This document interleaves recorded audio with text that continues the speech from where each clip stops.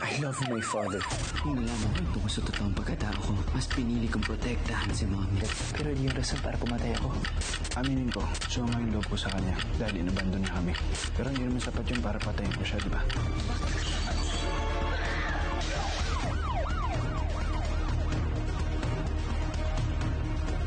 Iisang ama, Because I'm your father, I'm responsible for you and what you will become. 4 na magkakaibang boses at estado.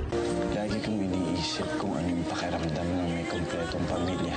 Malapit na ang mahabang investigasyon kung sino ang may sala at kung sino ang Hindi ako guilty.